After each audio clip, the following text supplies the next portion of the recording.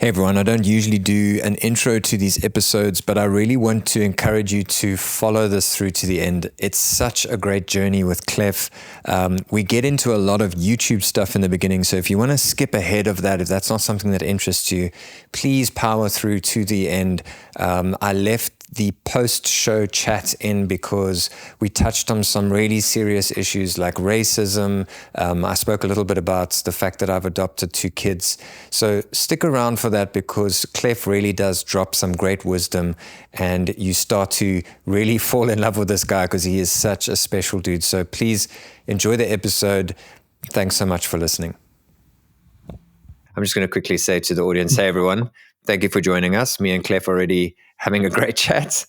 Klef is in the same scene. If you go onto his channel, he's got a really vibrant, fun vibe about him. So I'm really happy to have him on the channel. It's been a long time coming. So, okay, let's do the official intro. So Klef, tell us a little bit about who you are, what you do, that kind of Sounds good. Well, first of all, thank you very much for having me. worries, man. I'm super happy to talk. And like you said, it's been a long time coming. So I'm super excited for this.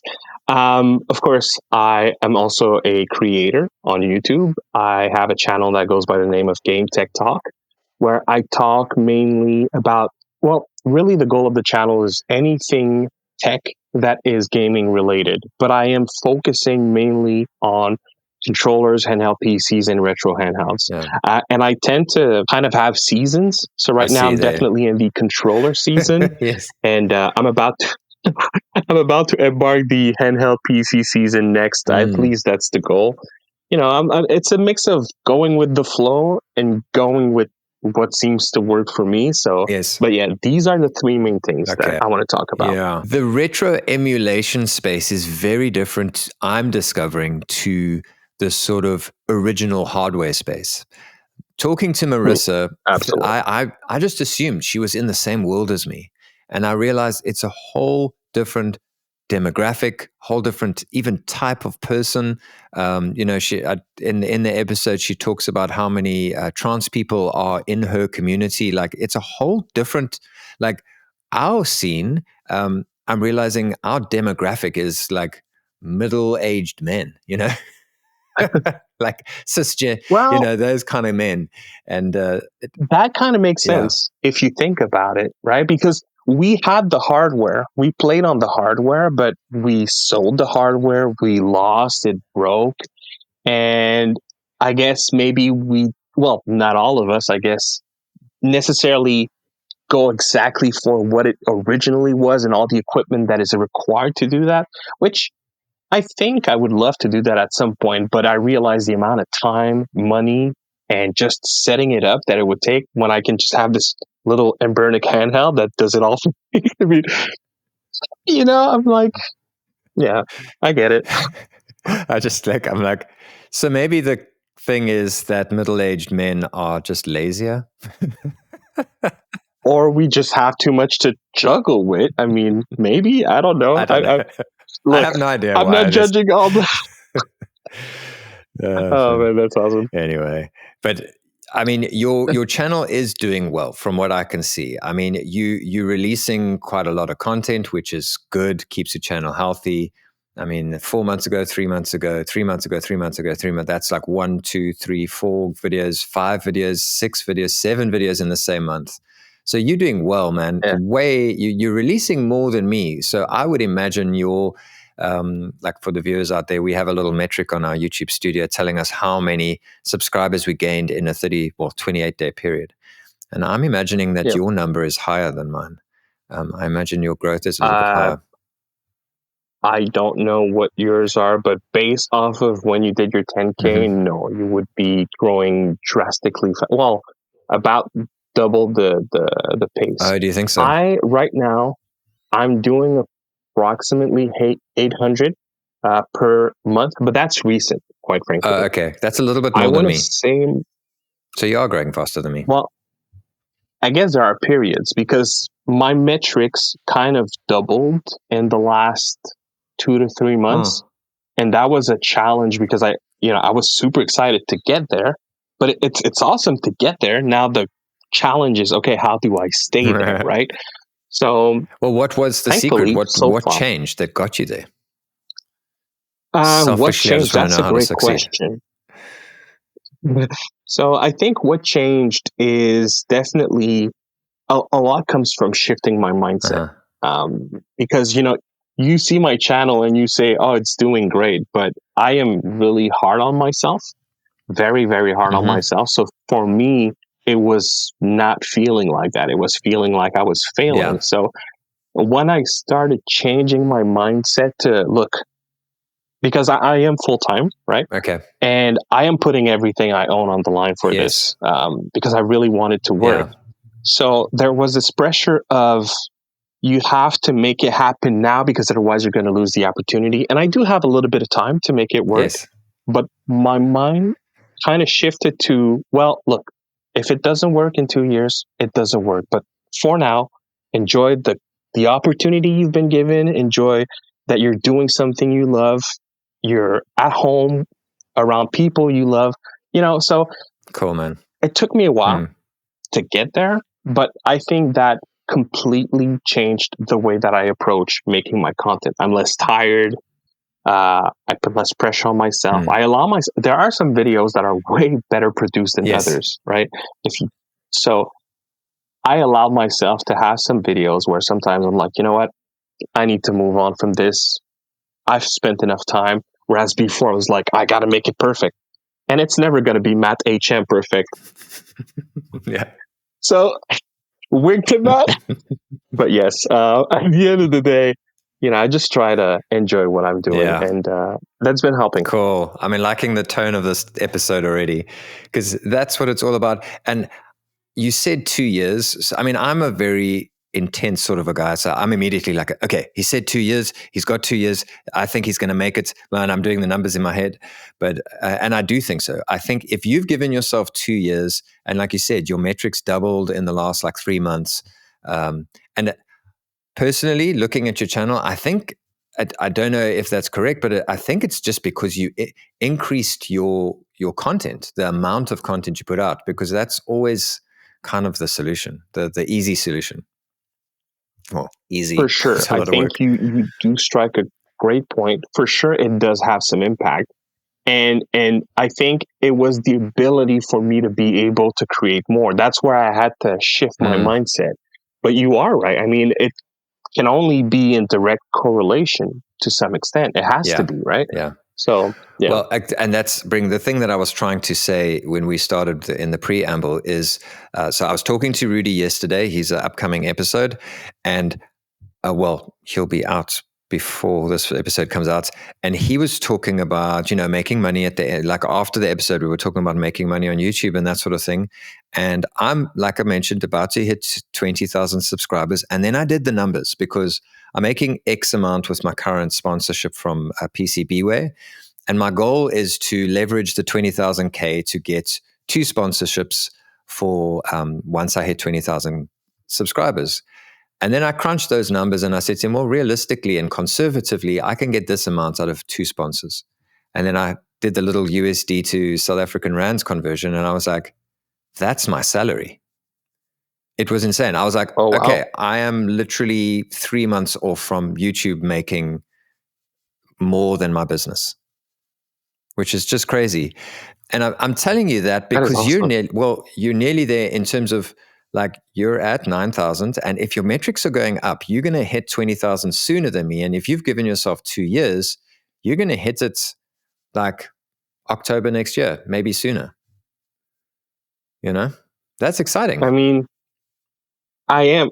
So, yeah, don't get me wrong. I am excited. And while I have a different realization than what you just mentioned, I kind of had the same mindset where, of course, right now, so I am actually going to feature my first sponsorship on the channel, but I am very familiar with the concept because of my previous career and all that kind of stuff.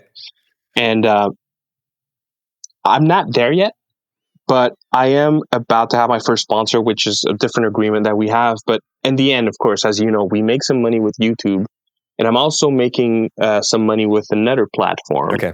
And when I combine all this and I look at how much that brings, which is quite little in comparison to what I once did in my life, but that could be enough to sustain more time as long as I don't buy devices, because a lot of what I review I get, of course, but I also buy a lot of stuff.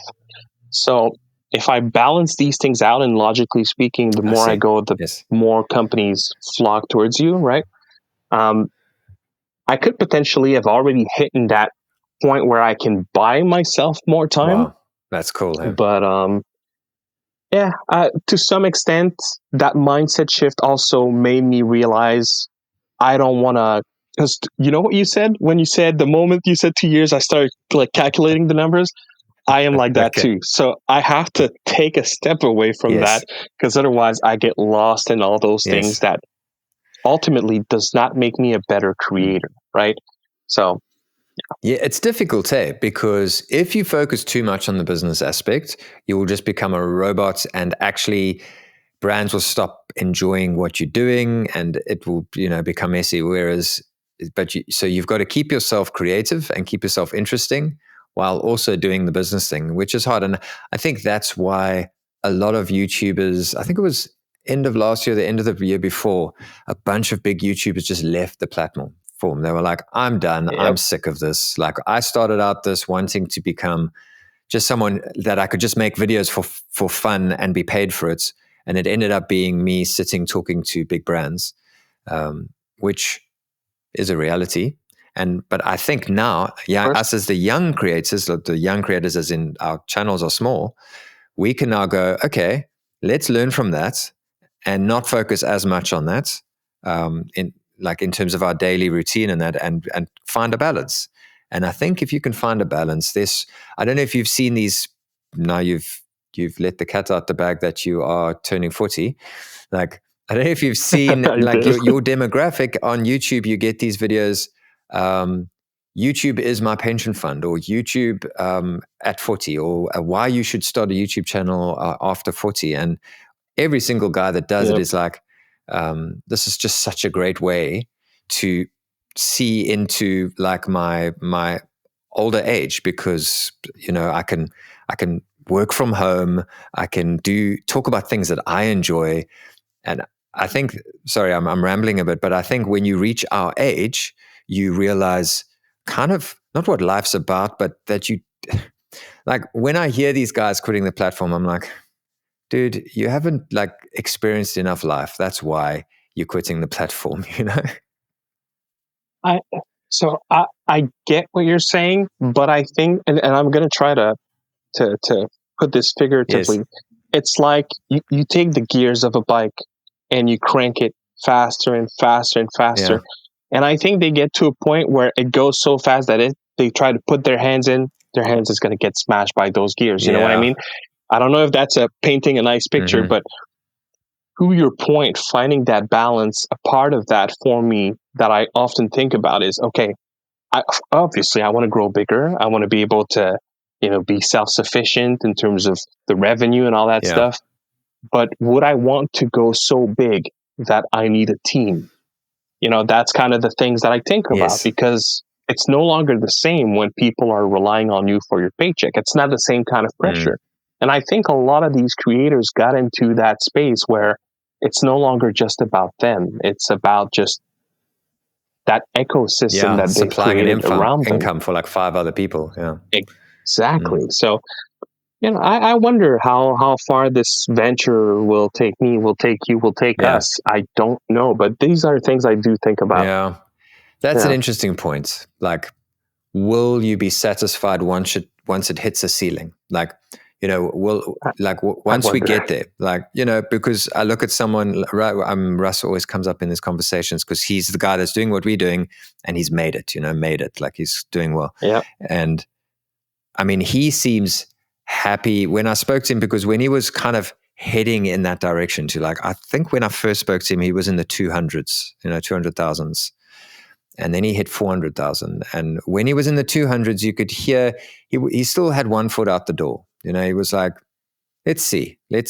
I'm still not sure if this is working for me.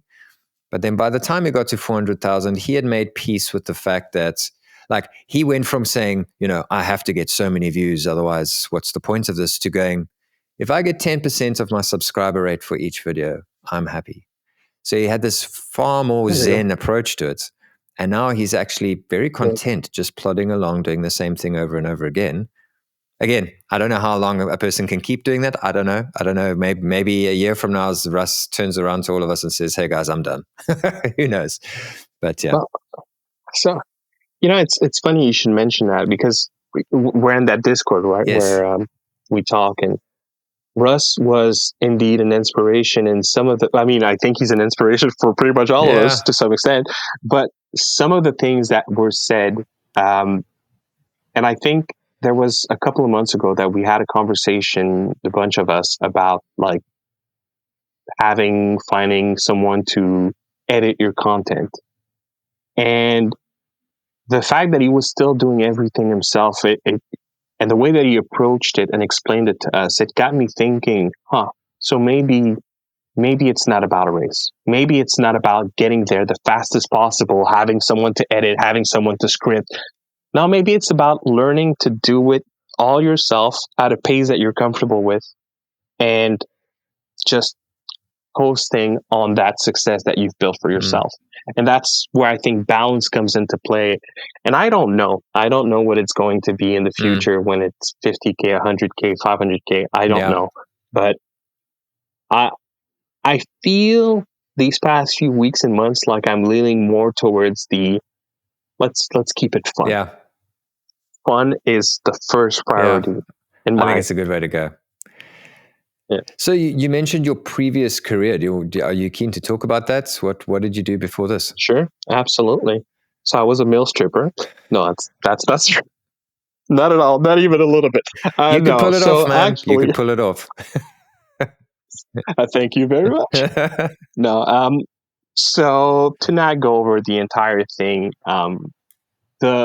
what I occupied before YouTube was a span of 15 years. And that was with a Canadian-wide company that was both a retailer and manufacturer. And within that company, I've occupied a lot of different roles and managed a lot of different teams. In the end, a lot for me changed with COVID.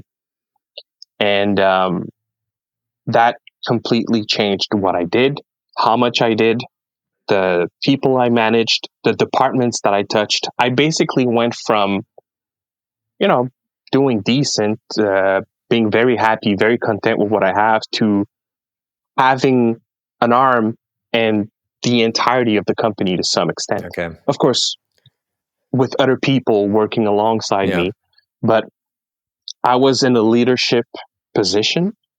That was a very lucrative venture. I was already doing good for myself. And I don't know if you've ever picked up on that info, but my wife is a detective. Oh, wow. Very interesting. Yeah. Okay. Yeah, she's a cop. So, cool. So, we were good, I can say. But COVID was really an opportunity, because not only was the pay increased, but the lifestyle changed drastically. No more gas, way less takeout. So the cost of life changed a lot. And that allowed me to put aside, some decent amount of money, plus what was already there that managed to fluctuate on its own. And what happened basically is I was making the company a load of money, and I was asking for a promotion. Okay. And they were like, "Oh, it's coming, it's coming, it's coming." And I believed them. But at some point, I lost my mom. And 2-3 months after that, I kind of, no worries. It's been 2 years now. It kind of created that shockwave in my life. Yeah. And I needed changes. And, I was the guy that was never at the family parties. I was always working. I was the guy that was not there for the anniversaries and all that kind of stuff. So losing my mom, it kind of made me realize these are all the opportunities, those moments that I lost for something that, yes, that job was very good to me. I learned a lot, but ultimately it made me realize that this is not what I want. So all that to say that I decided to quit after 15 years. They came back with an extremely lucrative proposition. And I said no. I said, I want to do YouTube. And that's what I did. So I Wow. quit it. Yeah, that was a tough period. There was a lot of crying, a lot of confusion. Thank God I had my wife with me for that moment, Yeah. because I don't think I would have done what I did if it wasn't for Yeah. her. And yeah, ultimately that's what happened. I There were moments between then and now that I regretted. I was like, what the Oh, I'm heck did sure. I Yeah. do? But after a while, you realize that this is the decision I made for myself. I'm going to own up to it. And here we are. And so far, it's been doing a lot better. Yeah. So, Yeah. I mean, you are doing well. And I think you can definitely keep pursuing this and make a career of it. I mean, like, it's nice to have friendships in the scene with everyone at different stages, like for me to go, hey, Klef, you're nearly where I am. And I can tell you where I am, I'm nearly self-sustaining, and yeah, I mean, feels good to hear. yeah, I'm not gonna lie. it is encouraging. Hey, I mean, you must Yeah, consider that I'm converting to rand. So and there definitely is like, for instance, converting dollars to rands when I'm earning the AdSense and all those things, there's definitely a benefit. Like, I definitely end up earning more than someone living in the States or Canada and paying, the cost of living over there. But of I course. reckon you're going to get there soon. And if you keep like you say, you're actually full time. I've got a day job, and you're putting out way more content. And like, if you just keep honing your craft and keep like learning from your mistakes, you are like, your growth is going to, like you said, your subscriber rate went up. It's going to keep doing that because you keep learning. You put out a bunch of videos and you're like, that one didn't work at all, but that one did very well. Then the next 6 videos you go, Yeah, okay, let's do more of that and less of that. You're just going to do so well, man. I'm, I'm, thank yeah, you. I'm a bit envious that you're doing it full time. I'm like, oh, I wish I had that time. Oh, But man. It was, yeah. And see, that's the thing. I realize I'm in a blessed position, and I wish everyone could be. mm, Um, so I had to change my mindset and be thankful and grateful for what I yeah, have dude, and the gratefulness, man. support Yeah. system that I have. Mm. You know, so yeah. Yeah. Okay, so take us through a day in the life of Mr. Klef. Depends on the season. No, no. But I'd say for the longest time, ever since I kind of managed to find a cruise control speed, if I can say. Um, I usually wake up around 7, 8. The kids are about to go to school, so I assist them, make breakfast, spend a little time with them. Then usually, um, I'm by myself at home, Okay. and that can be a lot of different things. I don't really have. I'm thinking of cool Uncle Marissa Yeah. that also mentioned she doesn't really have a schedule, Okay. and this is something that she would want to fix. I'm kind of the same. I really still approach it with go with the flow, but the one thing that I feel like I have definitely changed, and that is part of my day to day, is once I commit, I Mm. commit. Like, there are times that I should be making a video, and I'm like, no, you know what? This is just not the day for it. I'm not there creatively. Let's push it to tomorrow. And those kind of days look like I look at a lot of content. I consume a lot of things from the people in our space. One, because I love the people that are part of this community. I like to hear your opinion, Retro Handheld's opinions, Russ opinions, Rudy's opinion. So I consume a lot of content. Then there's also the content that I consume to learn the craft. Yes. What can I do better? Yeah. What can I improve? Um, so those are some of those days. And every now and then I find some time to just enjoy the things I enjoy, game. But most days, what it is researching. There's a lot of research, in the controllers and the handhelds that we touch Yeah. on.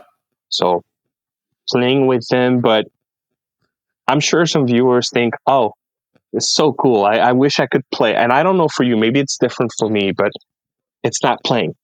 It's really researching to have the information that I need to give the information that I want to share. And there's a lot that goes into that.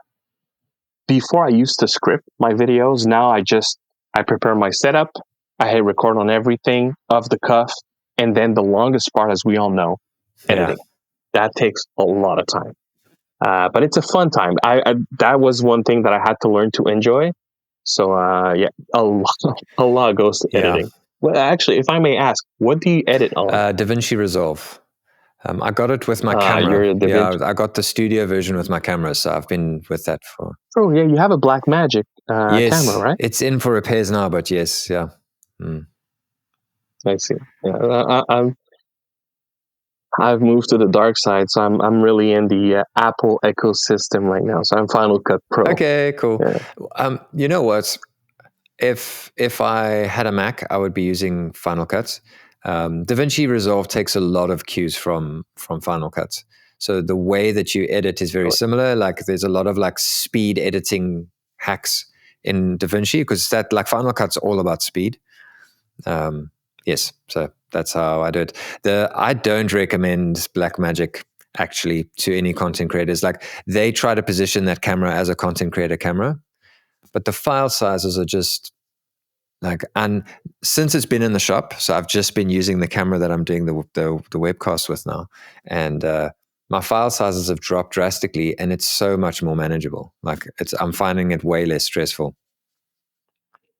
So I'm working on FX30. Okay. And for a while, I was on the 422 10-bit with their, like raw codec. Well, not raw because technically, yeah. And the 600 mbit, the file size were, oh my Lord, just transferring that to, the Mac to start editing was painful. So I moved to, was it HEVC, I think? Okay. Much more manageable. Yeah. Well, if I may, actually, you've opened a door to something I wanted to share with you. I find some of your best qualities in this space, and one thing that, in my opinion, you do better than most is talking about your experiences in a way that they are impactful, meaningful, and that you create that bond. And that is not in the specs. They're just not. They're in what you felt when you held that device. Okay, cool. And to me, when I watch one of your videos, I think you nail that so well. Thank you. And it's really a quality you have to your content. And correct me if I'm wrong. And I don't know if this is intentionally or if it just so happens to be this way, but I find that you've been kind of leaning on that side more and more. Am I not? Yeah. Is that crazy? Yes. So going through my catalog recently, I was like, should I go back to those long, in-depth videos? Because I was quite good at them. But Shem reached out to me the other day and he's like, Adin, your consistency of your style of video is impressive. Well done for whatever, the last 6 months doing the same thing over and over again. And that's why I say in life, you have to find that like sort of regenerative workflow. Because doing that energizes me. I love, like, I still want to do it, but with the Steam Deck, I'm so excited about certain things on the Steam Deck. And hearing you say that puts my mind at ease to actually just make a video that's purely just emotional. Like, no specs, just, I freaking love this, man. Let me show you, Personally, they're my favorite videos of you. So I think, and I thought, and maybe again, I don't know your metrics, but to me, because I feel like that has been a shift happening in your content, and in my mind, I associated that growth that you've been experiencing to that, because I feel like, it's a lot of people can talk about the 406B, right? And I don't think you have a video about that one yet, but you have the device, right? Not yet, no. I thought you did. I'm trying to get hold of Anbernic again, but I'm sticking with Lit NXT a bit. They just treat me really well, and so I get the devices late. But you see, therein lies one of the things why I started doing the videos the way I did was because I was getting the videos late. I was like, how can I do this in a way that is different to everyone else? And I was like, the only thing I have left is my experience. because, by the time I get there, all the heavy detail guys like Rob and Russ and everyone have done their deep dives. Then you've got Retro Handles also gets everything first, and they do their sort of like off the cuff, like, wow, look at this. And so what do I have left? And the only thing I've left is me. So I just do that. Well, that's great. I love that part of you. And you propose to me when I watch your stuff, you propose this critical thinking, but that is to a completely different end of a spectrum. Just the fact that you always talk about how you love Darkwing Duck. To me, it's like, this is a guy that knows what he loves. And when he loves something, that it comes from a place of passion.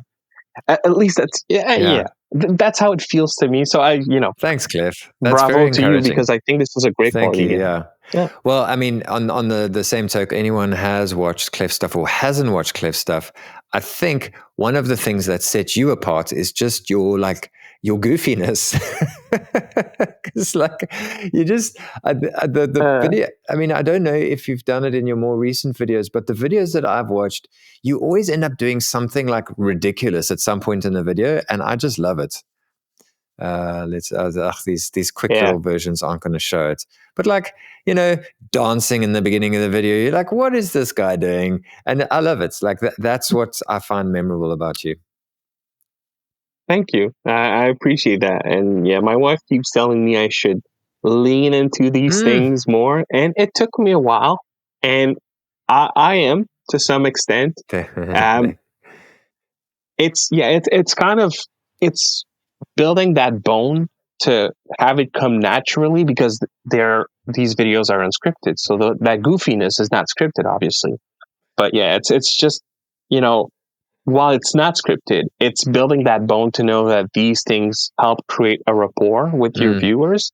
So it's something I still feel like I have not fully mastered. But I'm happy that you mentioned it, because it's oftentimes something that seems to attract viewers that people like. My wife keeps telling me, like, you should do more of those, and it's fine, for sure. In fact, I tend to be a little more into specs in my videos, and this is something I'm trying to shift. And the next review that I'm going to be making is one video where I'm like, specs, I don't want to hear nothing about them. I'm going straight for what I love and how I can use it and how it's been impacting my life positively. It's the Viture Pro glasses. Oh, I'm in love with this thing. So cool, man. Yeah. My video didn't do that well, but I'm going to be making more videos about it because I'm the same. I'm going to do a series of videos about the Viture, and the first one is going to be how I use the Viture Pro, and it's going to be me just lying around the house.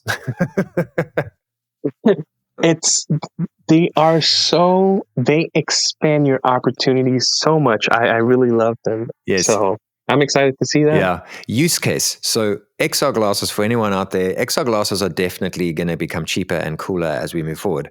But a great use case for gamers is if you stream your game. So let's say, for instance, the device you got, like I've got the Adin 2 Mini, smaller screen, but lovely device to stream on. So let's say I'm streaming like that. One of my favorite games, The Walking Dead's got a lot of text at the bottom.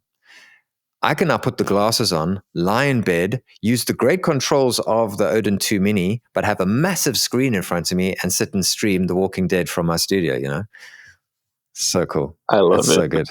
It's and its use cases like what you just mentioned, it transforms even the devices that feel like you have to compromise on the screen and panel. Yeah. This makes them so versatile. Exactly. I love that device. Yeah. Because the Retro Pocket Mini, I am going to get early. That thing is on the way. I'm so glad Joey is on holiday because I'm going to manage to get my video out before him. Joey, if you're out there, intentional burn. I salute Joey. Canadian have to stick together. Yeah. Sorry.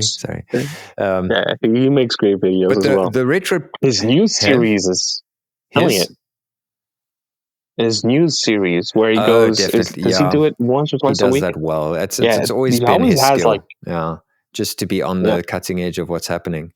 But the Retro Pocket Mini with XR glasses, tiny, very powerful device. Yeah. What a great combo. Yeah, that's going to be my video. For sure. And it's light, right? So like the controller weighs nothing because it becomes the controller, so to speak. I'm sure this is good. And you know what I like specifically about Retroid devices? I don't know if you've ever made use of that, but you know that mouse mode that they have? Have you ever used it? Oh, when you've got the XR glasses on. No, not even. So in the settings of Android, you have a mouse mode that you can activate. Okay, yes. And Retroid devices always have them. And you can make a shortcut. So I usually put select and start and you hold it for 3 seconds. And then you have a cursor that appears, which, as I'm sure you know, with the glasses, I find the one struggle is we're so used to touching our technology, and right? now you don't have a control. You can't do that with the glasses.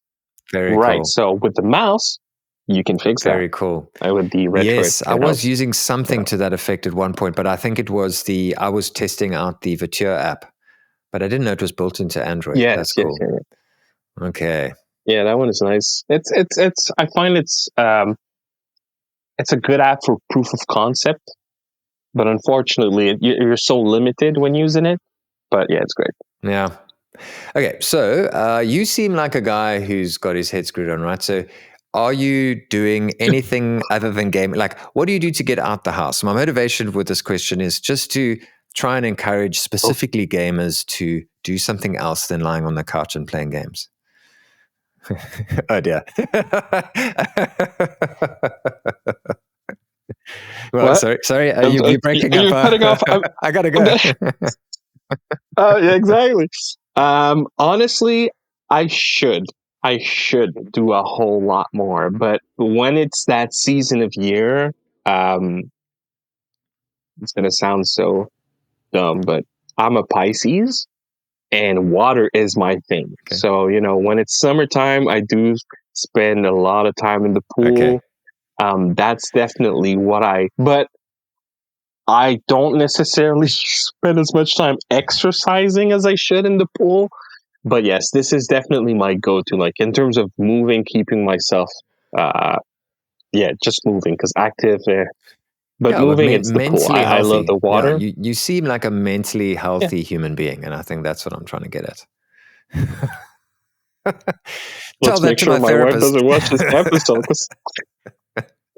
Well, so I like to think, because I'm not small, not even by little, but I have never been the kind of person to let that aspect of my body hold me back either.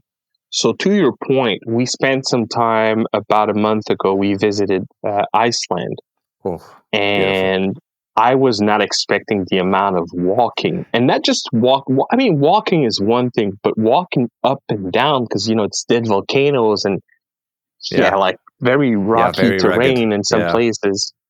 Yes, so I was very happy with myself having been able to keep up, but that was a lot of exercise like I didn't had any for quite some time. Oh, dude. So that was something. I had the same experience. Like, we went to Europe, and my sister-in-law got us onto a cruise. She's a doctor on the cruise ships. So we got this wonderful holiday on a ship in Europe. And so every place we stopped at was a small little town, like a little port town for tourists. And you walk a few kilometers, you go to shops, and you come back to the ship.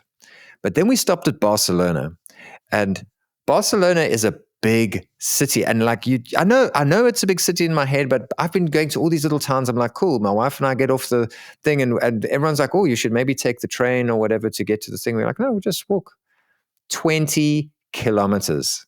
20 kilometers we walked. It was insane. My heart rate just went up. What? 20 kilometers? It was crazy. In my dreams. We were so dehydrated. I was like, we got to the place that we were trying to get to. So we were like sort of 9 kilometers in.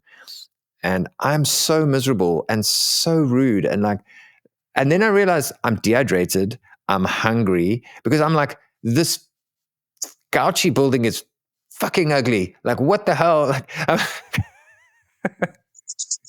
What were they even doing? You know, it's like, this is a church. Why is it so ugly? Anyway, and then like when we looked at the photos afterwards, I was like, wow, it's actually beautiful. But I was just so miserable. I hear you. I had those moments too in Iceland. Oh man, yeah. Like you get grumpy because you had too much. You're done. Like you're checking out. Yeah, screw this glacier. I just want to go home. I don't care about volcanoes. Leave me alone. Yeah. I definitely had those moments. Grumpy middle-aged men. That's what we are. Mm-hmm. Funny. Yep. Where do I sign up? I'm a member of that club. Dude. Okay. Do you have any pets? Because I'm a big pet guy. You do. Okay. What sort of pets do you have? I do. So I have one cat.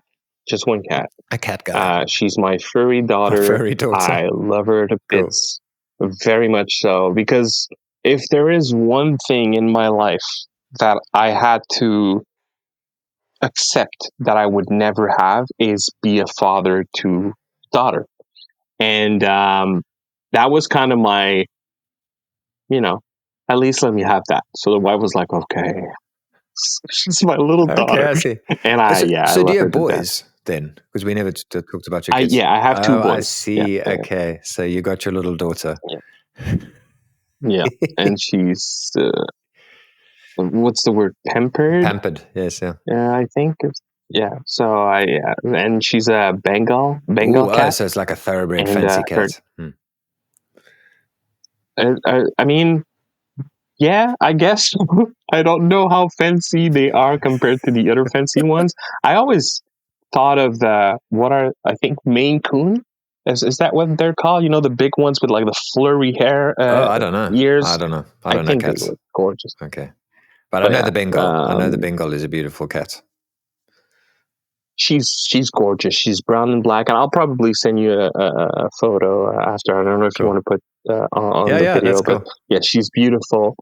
And that's a funny thing because I always was a dog person. I still consider myself to be very much a dog person, but we had a cat at some point in early of the relationship of me and my wife, and that cat, we did not get along. Like, I did not love that cat. And there were those few moments here and there that he was nice to me and, he would do the cookies and stuff. But it was like so little few times in the time that we had him. And I thought, you know what? That's an opportunity for me to create a new type of relationship with the cat. So that's why I went there. And my wife, she didn't want to hear nothing about a dog because, it's more work. And we have 4 dogs. We settled on a... Oh my gosh. What? I'm a huge dog fan. Oh, wow. Massive. Like, I just love dogs. All the same breed or no, all different breeds. So the 2 little ones are mutts. The one dude is like a scruffy, like he just looks like he's 1,000 years old. The other one is, my sister-in-law calls him a non-dog because he's just this little furry mutt, like, and he just kind of sits around and he's very quiet. And anyway, so and then I've got 2 big dogs, a black Belgian Shepherd. Nice. And the police dog variety of the Belgian Shepherd, the Malinois, the one that you see rescuing people and all that. So the typical, I always picture these dogs like black and brown, that same kind of pattern that they have. The black patches on the face, but the rest of the body's brown. We'll have to put photos on because I'm sure people are just wanting to know exactly what you're talking about. Yes, please. Yeah, I'm excited to see that. I love dogs. So if it wasn't for the fact that indeed they do take a lot of time, and the wife is she's not too keen on them. Yeah. That's what I would go for. I had dogs in my young in parts of my life. Yes. And this is something at some point I'm gonna play the cards again of, well, you don't have a choice. You don't have a say in this. I'm getting a dog, but for now, I'm buying peace. I got the tail end of a conversation on our group, and you mentioned like sort of an interesting history, like how you grew up and all that sort of thing. So I don't know if you want to talk about that. I'm not shy to talk about who I am or what I lived. Um, let's see where to start. So I am the second of five siblings. I have one older brother, which technically is a half brother, but he's been there since forever. So for me, he's my brother. And then I got third one is my sister, the one that did music. Then I have the fourth one, which is my younger brother. He's also a creator, more on short form. So he's more Instagram and TikTok. He does cooking stuff. And you have then my younger sister, which is the youngest of the bunch. My mom is, she was Haitian. Okay. My father was French Canadian, Italian, so mixed breed, French Canadian, like Italian. me. Okay. So that makes me first generation because my mother, she immigrated from Haiti to Canada, and that's where she had me. Yeah. Growing up, let's see, we were not doing very good financially. My father was a physical man. So at some point they split. Oh, I and see. We got even less, so I kind of had I grew up in a household where we didn't eat every day. Wow. But there was always a lot of love, immense love. And also because we were all at different age brackets, and my mom, she was not there often because she was always working. So my house growing up was always full with kids because you would have the friends of my older brother, my friends, my younger siblings. So we would always, my house was always a party kind of thing. So, I always had people around me. We were always playing games, having fun.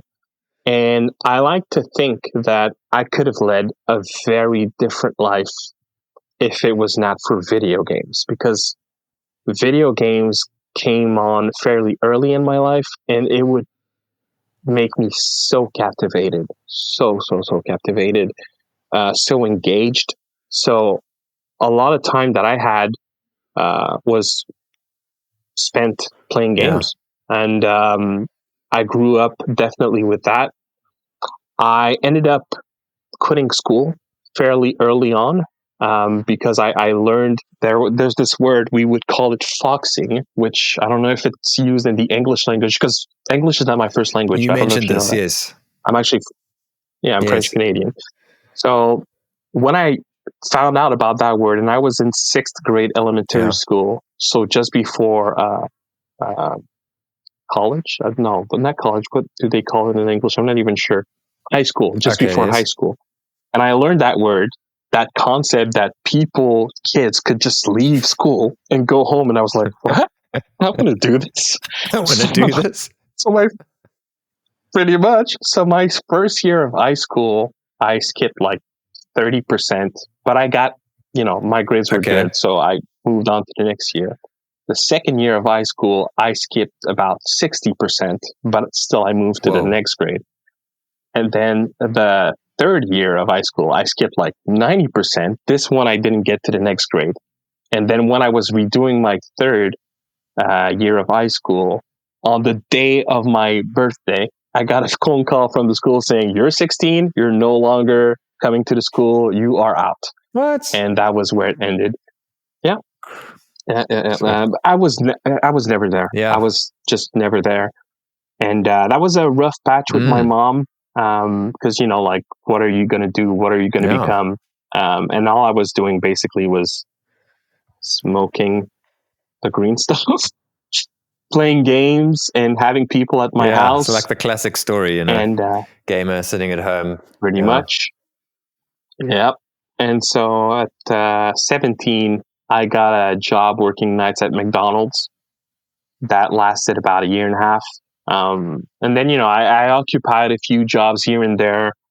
And it was, I was sitting in this work where I was selling like cell phone plans and TV plans and stuff like that. And there was this guy that saw me like completely turn around a lady that she was crying because her husband had just died, and this whole thing. And this guy was seeing me like take care of this lady, and she was leaving with a smile and thank you and so glad I met you type of thing. And he offered me a job, and that was like probably 3 times the salary that I would make at the time, which was basically base salary. Yeah. And that was the job that I occupied for 15 years. So okay, and that's that the was my job growing that up. you were And doing. that, yeah, and that completely transformed my life in terms of, you know, just having money to do the things that I want, to live a certain lifestyle that I was not accustomed to, that I had no idea was even ever in the plans for me. And in that job, I learned so many things. So I will always be grateful to this company and the leaders and the people that I worked with. It was my time to leave, but I am extremely grateful for this job that I had. And one of the things that someone told me in that job, I think a fairly popular sentence is, opportunity is when preparation and luck meets. And that, to me, I will never forget that sentence. And it always inspires me to prepare myself for that opportunity, you know? So yeah, I guess that's my life in a nutshell. Yeah, that's crazy, man. It's just like, you know,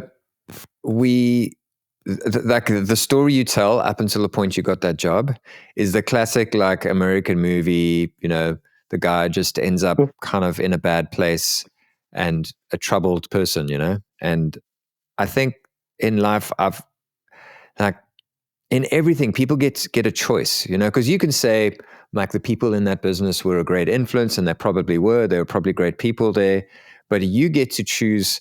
Like, I mean, this is a bit more sort of spiritual than that, but you get to choose like the darkness or the light. You get to choose like bitterness, or you get to choose just forgiveness. You know, you get those choices in life because, yeah, and I yeah. So whatever you did, you know, well done.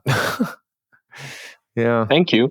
I actually have a quick story about that. I don't read books ever. I mean, the only books I've ever read were the Harry Potter books, because otherwise I don't read. And my brother, my older brother, he would read. And you know how before we started recording, I was mentioning how, I was an early bloomer because of him.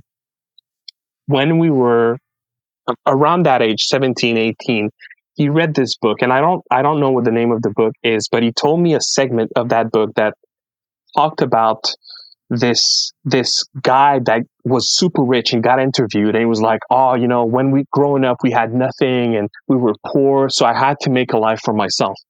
And then the interviewer finds out that this guy has a brother, and he interviews the brother because the brother lives on the streets. And he was like, how is it that you live on the streets? And he was like, oh, we were poor, we had nothing. And it's the same story, but it's all about the choices that you make with the cards that you've been dealt. Yeah. And that's another thing that was extremely impactful to me. And I tend to have a very good memory for selective things. And these things have literally shaped who I have become, because you are absolutely right. There are moments in my life when I had to make a decision based off of the cards that I was dealt, and I always chose to do the right thing. At least that's what I think to be the right thing, you know? And I'm living a good life, so I can't complain. Yeah, and like I said earlier, you just seem like a well-rounded person with sort of peace in their hearts and love in their hearts, and like, you know, having been through what you've been through, there's so many times in your life, like me and my wife have also, like, I didn't grow up like poor like you did, but I've had a lot of like shit going in my life, and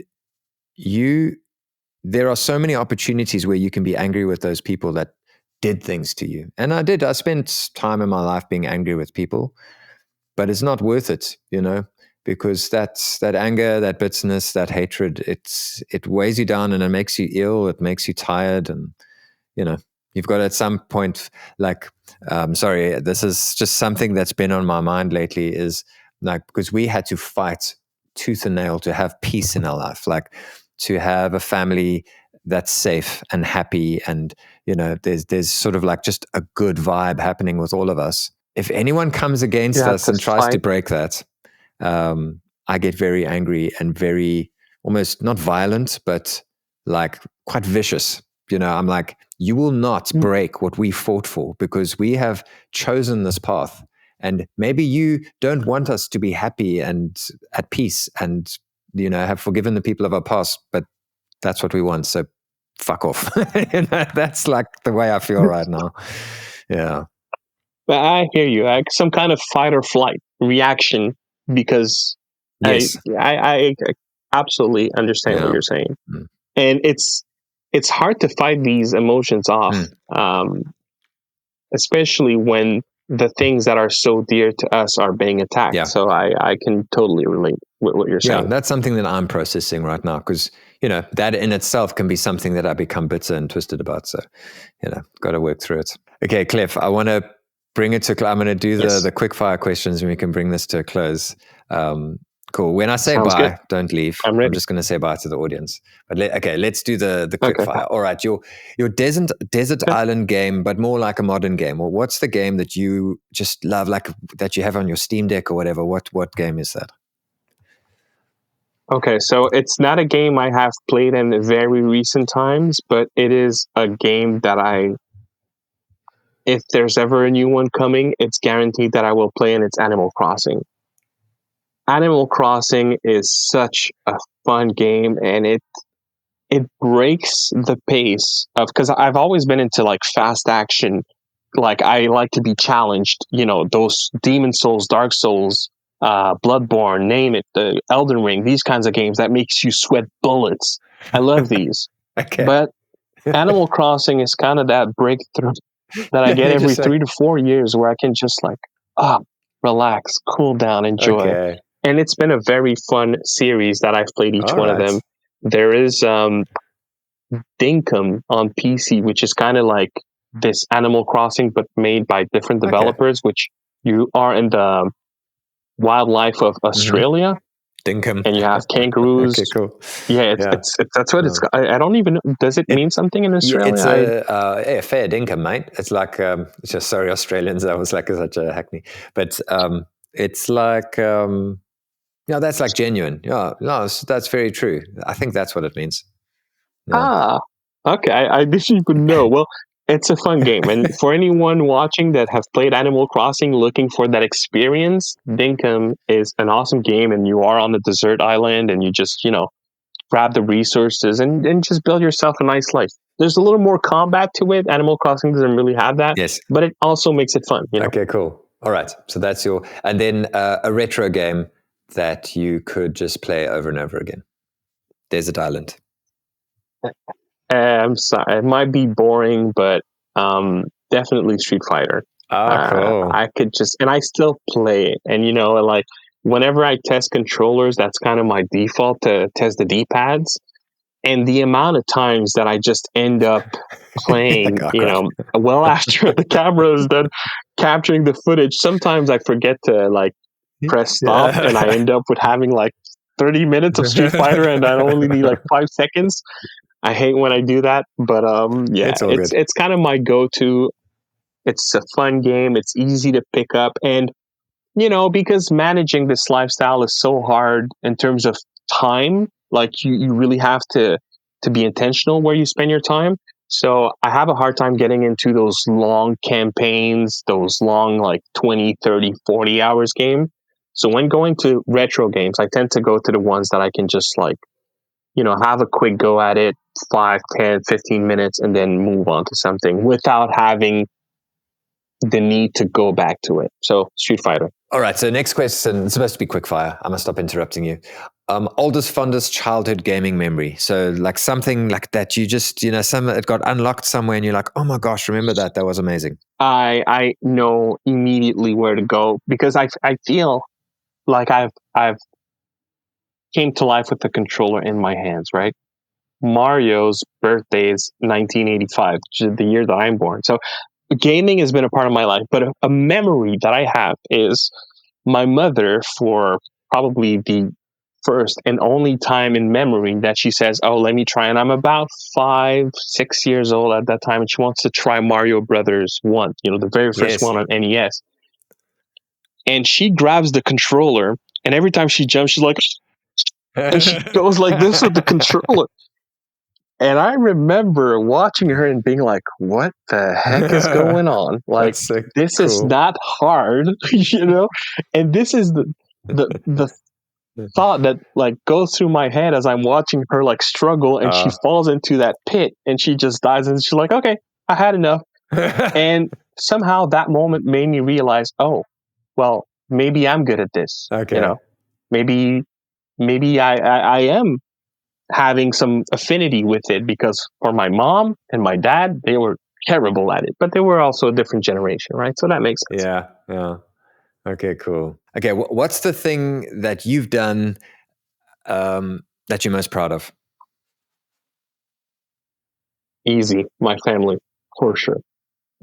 Correct. My wife, my kids, we have such a healthy, empowering, powerful relationship. She's my everything. I love her to death. Yeah, my wife, and we have beautiful kids, and we have this amazing relationship, and we're not perfect, but we are so, and I don't mean to insult my parents, but we are so different. We are so different. Yeah. And that's something I'm proud of, having been able to make that generational shift in terms of what I knew and what they know. I never traveled before I was able to pay for my own travel. My kids have been to Europe. Crazy. I'm proud of that. Yeah, I'm proud of what we've something to be achieved so proud of, far. man. Yeah. Okay. Absolute worst YouTube comment so far. Oh. Oh, wow. That would, to try to single one out would be hard, but easily the racist stuff. That happens, unfortunately. That is probably the things that hurts me the most, because I hate stereotypes. I hate being judged for something that is out of my control. And as stupid as it may sound, that's why I was on this call 30 minutes early. I don't want to be late. I don't know if it's a thing where you're from, but where I'm from, historically, Black people are always late. I hate stereotypes. I think my worst comments is not so much one that I could single out, but it's the ones that comes from a place of racism. But I've also learned to deflect and not try to be empathetic, right? If that person feels that way, it's because they've experienced something that does not give them the tools to just love, no matter the creed, no matter the color, no matter the race, no matter the financial status that they're in. So yeah, I try to spin that into something positive for me. Yeah. That's amazing. I get very angry in those situations.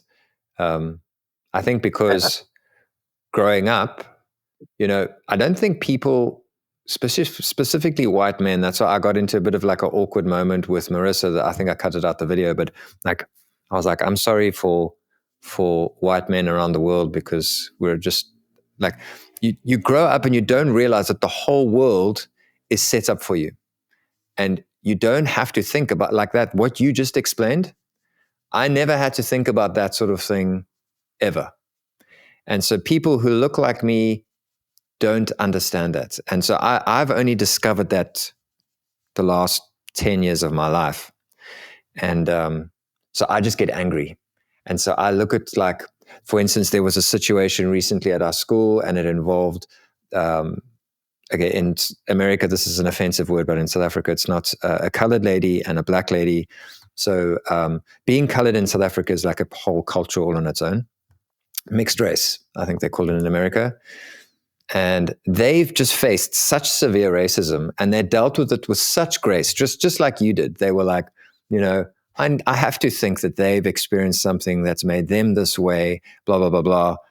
And me sitting there, who's never had to think that way, I'm just getting angry. I just want to swear at everyone. I just want to tell them where to put themselves. And these ladies just dealt with them with such grace, such composure. And I was just amazed. Like, I was like, wow. And I was like, you see, they've had to deal with this their whole life. And it is incredible that you even have the grace to think that way, because I'm still processing it, because I still just get very, very angry. That's going to be an always ongoing work in progress. I hear you. I don't want to make it seem like it's easy to get there, but I mean, at some point, I have to choose to be happy and not let these things hold me back. And I'd be lying if I said they never do or they never have. But it's hopefully, when that happens now in the future, it's a second of sadness for what is a million others of empathy and joy and celebrating and uplifting and growing out of those situations to be better. That's the goal. Yeah. Cool. Thanks so much, Klef. I really appreciate having you on here. If you've jumped to the end, there's some pretty heavy stuff just before this, so go check it out. Thanks so much, Klef. I really appreciate having you on the show. Likewise. Thank you very, very much for, one, having me, two, giving so many other creators a platform to share what happens behind closed doors, right? Because we see those videos and we create this idea of who the people are, but then as we get to open these doors through your podcast, your interviews, we see the beautiful human beings that are behind. So thank you very, very much for doing that. Cool. I love what you do, and I love keeping up with your episodes, and I'm happy to now call myself as one of them. Cool. Thanks, Klef. Cheers, man. Yeah. And I mean, I think the heavy stuff is good. What do you think? I personally, so to put this in perspective, I'm a very easy, I cry easy. I'm very tuned into my emotions. So I thought, because I don't think I've ever seen anyone crying on your show. And I thought maybe I'm going to be the first one. It just so happens that it didn't come out that way. Keep it together. But nah. Yeah. Today was the day. I had those panels X day before this accident. That's basically me before crying. So yeah, I guess I can put one more day on the board. But all kidding aside, no, I am not scared of emotions, not even by a little. So the heavy stuff can be there. I mean, I'm happy with that. Okay, yeah, and we can think about what we can talk about in episode number 2. But I really enjoyed this. Thanks, man. Likewise. Thank you very much. And beyond the episode, besides the YouTube and all that stuff, I am really glad that we got to have that conversation. And you see, this is probably the part where I'm the most emotional throughout this whole thing, because I really believe in what you do and what you put out. Thanks, Klef. And I am impressed by the sheer amount of commitment and dedication that you have put. And I'm happy that you're not finding success. Yeah. I hate that it took this long, but I'm glad that you thanks, are. Man. And you deserve it. I think you're a beautiful human being from what I've seen, and now even more. So all the respect to you. I really mean that from the heart. I appreciate you. Thanks, Klef. Likewise. I mean, you like I said over and over in the episode, you just seem like, with everything you've been through, you've just chosen, like, I know this sounds very airy-fairy, and I'm not a very super spiritual guy, but you've just always chosen the lights rather than the darkness, and that's huge. Yeah. Have you ever played Dungeons and Dragons? I would assume you haven't. No, I haven't. No. So in Dungeons and Dragons, you have this chart where you can say that you are lawful or good or chaotic, and it's kind of a moral compass.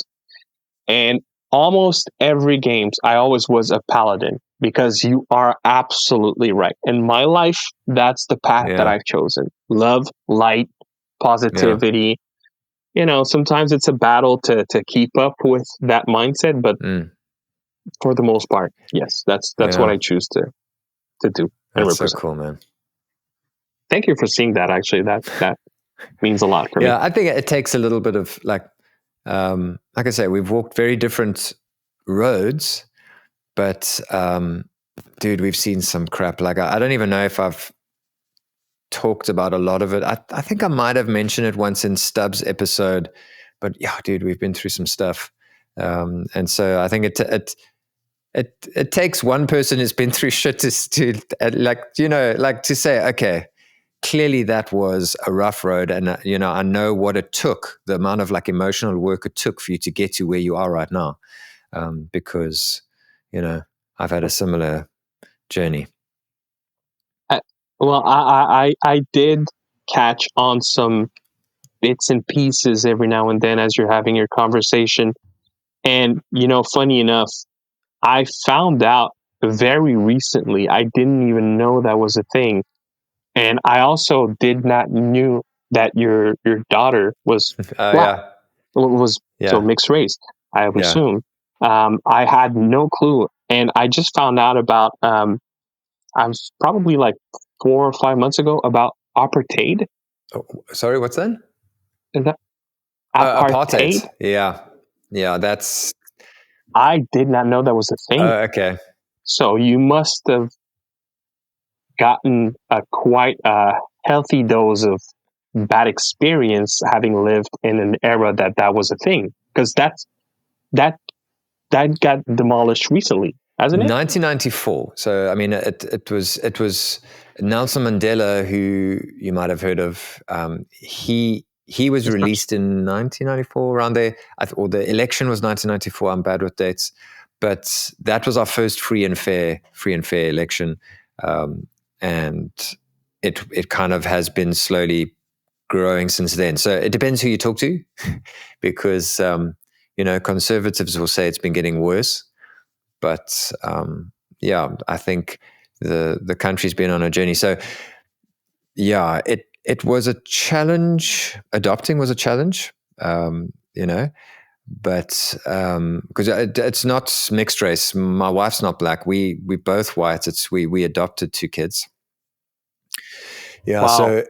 Thank So you. the journey for me is kind of weird, because like I was a white male growing up in a white dominate. Like, you should read up a little bit. It's very interesting, because even today, I mean, the white sort of oppression is still pretty real. Not so much like the government is, you know, multiracial government, but we are less than 10% white in South Africa, I think. I think the stats maybe a little bit over 10%, but most of the country is different black tribes. So Xhosa, Zulu, Isisuthu, like there's a bunch of like those different groups. So our country was controlled by the minority. So it's a very weird, you know, because America's got the whole like majority, minority, and the whole drama, like political drama around that. Yeah. Whereas we've got the reverse, but the white minority was still the oppressor. So it's been a weird road. And so I grew up, sorry, I don't know if this interests you, but I grew up with a very, it does. Essentially, I was misled as a kid. So I was taught a certain very specific history of South Africa. And even like my daughter was learning some history of South Africa the other day. And I was like, I was led to believe that there wasn't a lot of violence, that not a lot of people were killed. Everyone's being overly dramatic, you know, because we had sanctions. So like, for instance, Nintendo wasn't in the country for a very long time.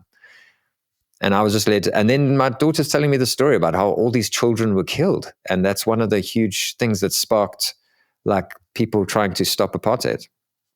So yeah, it's, and that's why I say, like, for me, I'm still newly growing in this. And to hear you like talk about, you know, how graciously you kind of approach people being racist, I'm like, I'm new to all of that, you know, and then also having adopted, seeing the world through my daughter's eyes has really changed me like a lot. Yeah. Well, thank you for being one of those that you allow yourself that. Yeah. Oh, thanks, man. Now that's the emotional part. Dude. Oh, sorry. I couldn't see you because I was messing up with the audio. Oh, dude. That's fine. I'm sorry. Acceptance is You're huge a for good me. man. So I don't want to. It's always that trying to be part of the solution and not the problem, right?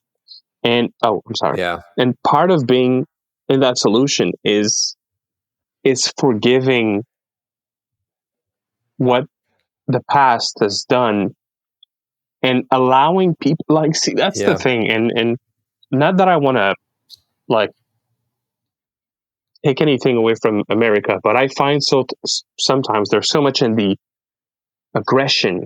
And look, at the end of the day, especially now with social media, I find that it exposes so much how alike that so many different cultures can be.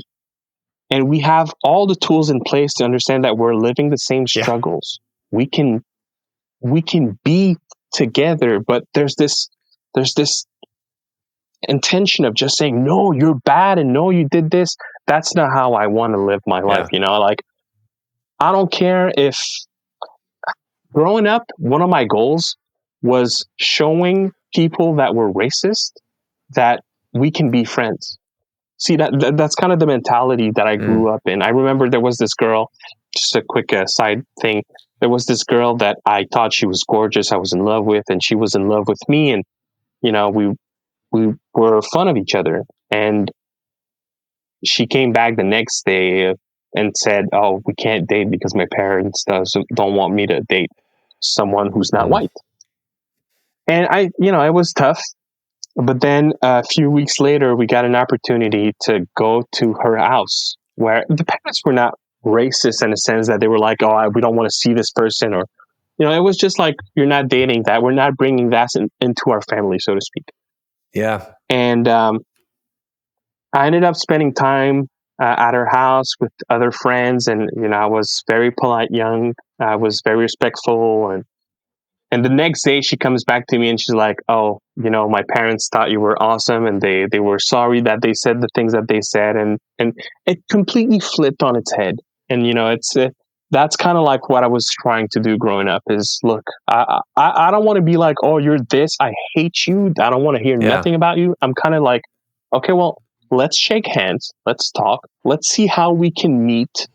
That's kind of been my mindset. So when I hear people having done that thing in your life, which I'm phrasing is not necessarily your path, but it seems like you have been accepting and you've been embracing, and it touched me deep in my heart. So thank you. Man. Oh, cool. Thanks.